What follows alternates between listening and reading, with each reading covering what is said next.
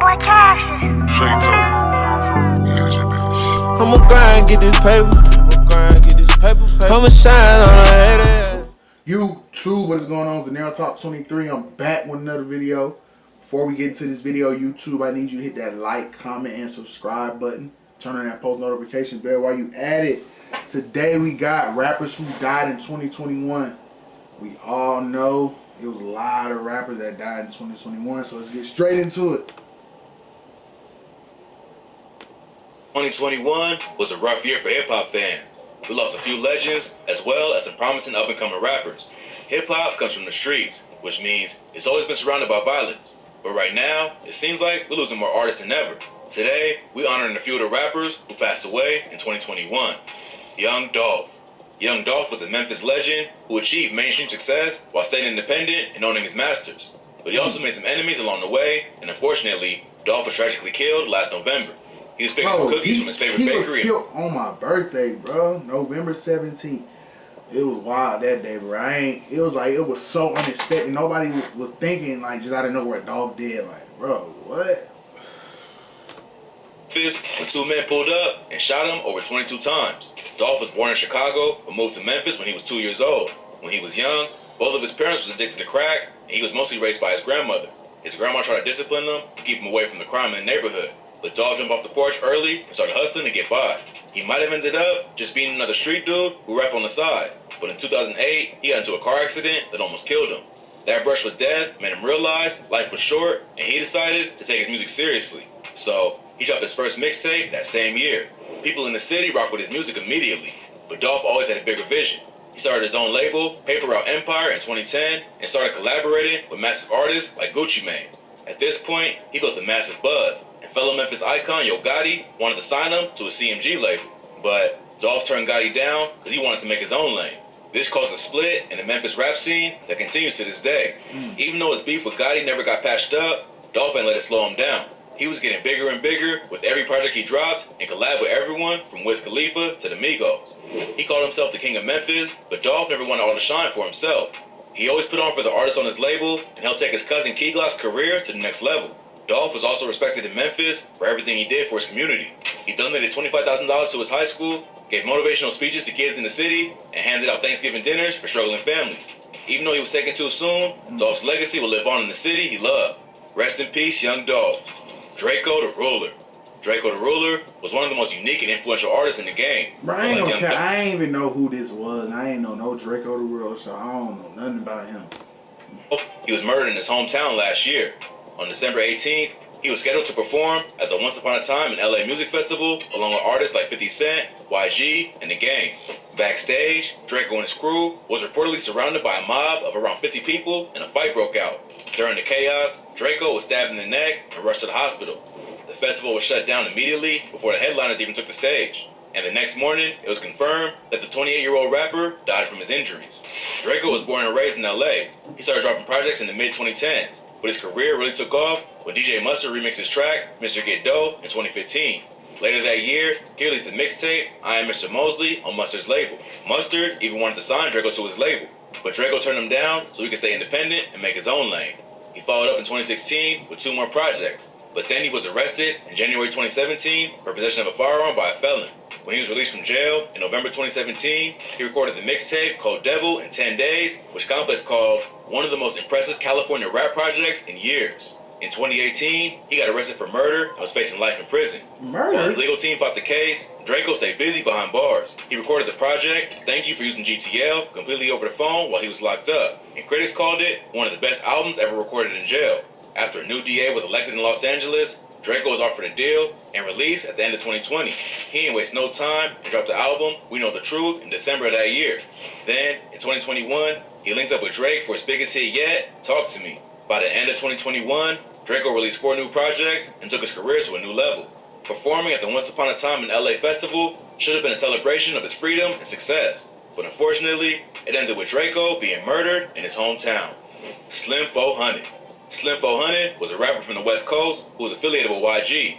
Just as he was beginning to build a buzz, Slim was gunned down on December 8th, 2021 in Inglewood, California. Slim's parents was in the military and stationed in Germany when he was born, but they eventually moved to Compton when he was still a kid. Slim was discovered by YG, and the two of them dropped tracks together like Paru and Word is Bond.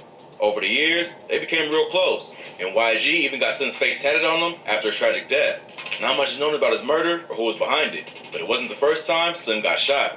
Back in 2019, he was hit 9 times in an ambush in Compton. After he recovered, he said in an interview, "I hit the ground thinking it was over. My family came out, kept me alive, talking to me, dragging me in the house while they still shooting." Oh, no. They ain't care nothing about anything. They shooting while they trying After the 2019 hit, Slim went even harder on his music. But unfortunately, he ain't make it out the hood before the streets caught up to him. Rest in peace to Slim 400. He was a talented artist who had a lot of love from his peers and fans. Hopefully, his killers will be caught and his family can get closure. Lil Loaded. The hip-hop community lost a lot of great artists in 2021, but Lil Loaded's story is one of the saddest. He was on his way to changing his life forever. Then a series of horrible events happened that ended with him committing suicide at just 20 years old. Lil Loaded was from Dallas, Texas, and blew up with his breakout hit, Block Baby. Growing up, his older brother taught him how to move in the streets, and he joined the Rollin' 60s Crips at a young age. When the rapper was 15, his brother was shot and killed, which made him turn up in the streets even more. He got into shootouts, and at one point, got shot in the hand after he blocked a bullet that was headed for his face. After getting shot, he decided he didn't want to end up like his brother, so he turned to music as his way out. He dropped his first track, BOS, in June 2019. Then he released a song that changed everything, Block Baby. A YouTuber named Tommy Craze found the track when it had 0 views on YouTube. He loved the song, and his fan base helped it go viral overnight by reviewing it on his channel. The next day, Lil Loaded was on a plane to meet with managers. Loaded capitalized on success and dropped more music. Then he signed to Epic Records and released his first mixtape at the end of 2019. All of a sudden, he was working with dudes like King Von and Hot Boy, and it looked like he was about to take over the rap game. Then, in October 2020, one of Loaded's closest friends died from a gunshot wound. According to Loaded, he, his friend Khalil Walker, and a third dude was filming a music video with a gun. The gun went off while Lil Loaded was holding it, and Walker was tragically shot in the chest. Loaded was indicted for manslaughter and later turned himself into authorities, but he was later released on house arrest and allowed to continue making music. Everything happened so fast. A year before, he was living a pretty normal life. Then all of a sudden, he was one of the hottest rappers in the industry, his close friend was dead, and he was potentially facing years in prison. Then, on May 31st, a relative found him dead from a self-inflicted gunshot. Everyone was shocked at the news, but apparently, the guilt of Walker's death wasn't the only thing weighing on his mind. His last Instagram post said, "Dear Most High, please forgive me for my shortcomings and all the times I fell short of making you proud and being appreciative of all the blessings that have been put in my life. Sometimes the lines are blurred between being solid and being heartless. I want to thank you for how far I've come and the people you put in my life to keep me grounded and humble through everything, and I love every single one of those people that are generally for me. I ask for entrance into your kingdom through all of my mistakes. I know you love all of your children, and I'm ready for my heart and soul to join you." After his death, one of Loaded's friends came forward and claimed he committed suicide because his girlfriend cheated on him. No one will ever know the full reason why Lil Loaded took his own life, but it's one of the most tragic stories of 2021. Rest in peace to Lil Loaded, another promising young artist we lost too soon. After killing your friend, I don't think a girl cheating on you is going to make you kill yourself. It was most definitely probably, I ain't going to say most definitely, but probably because of him with his friend. You're not killing yourself over your girl cheating on you. You shot your friend by mistake. Come on now. Come on now. KTS Dre. KTS Dre was a Chirac demon who was known for his high-profile beef with G Herbo's gang, No Limit. In 2021, he was shot 64 times right outside of Cook County Jail. His brother, KTS Vaughn, was more well-known as a rapper, but both of them put in work in the studio and the streets. KTS, or Fuel to Survive, is a GD set that has beef with sets all over the city, including NLMB and O-Block. A war between NLMB and KTS was sparked in 2008 when 16-year-old Lil Pez got shot in the head. Pez wasn't officially KTS, but he grew up in the neighborhood and everyone loved him. No one was arrested for his death, but KTS thought NLMB was responsible. So from that point on, it was on site. Dre and Vaughn went after NLMB hard. Over the next few years, the sets went back and forth, with bodies dropping on both sides. Then in 2015, the ops caught Vaughn lacking and shot him to death. An NLMB affiliate named Choppa dissed Vaughn in the video the same day he died, which led many to believe they was behind the hit. Dre was ready to take them all out, but he ended up getting arrested before he had the chance to get back. He spent 3 years in jail, then got sent right back in April 2020 on a gun charge. Dre was released on house arrest, but he violated it by taking a trip to Wisconsin without telling his parole officer. He was arrested again, and his fiancée posted bail, but he still wasn't released until the next day. His fiancée and grandmother met him at the jail to take him home. As they was walking to the car, 2 vehicles pulled up, and a bunch of shooters hopped out. They started letting off shots, aiming at Dre, but not caring who they hit. His grandma was shot in the knees, and a bystander got hit in the mouth. Dre was hit 64 times in the face and chest, dying at just 31 years old. Bro. Dre's death was the final nail in the coffin in the war between KTS and NLMB. Dre and Von was 2 of the most savage dudes in Chicago. But when you go to war, there's always a chance you won't make it out alive. Rest in peace to them and everyone else who died during this wild beat. E-Day. E-Day was a Chicago artist who helped pioneer the drill sound. He might not have been as popular as Chief Keef and Lil Durk, but E-Day was just as important to the movement. He was from a BD set called 600, which had other drill rappers like S-Dot, L.A. Capone, and Ronald No. 9. E-Day and his brother C-Day was well-known dudes in the street, and E-Day went after the ops in his music too. His track War from 2014 was an infamous diss against the GDs. He went after dudes from STL EBT and Brick Squad, and even dissed their dead homies. Going after dead ops on tracks is common now, but E-Day was one of the first rappers to do it.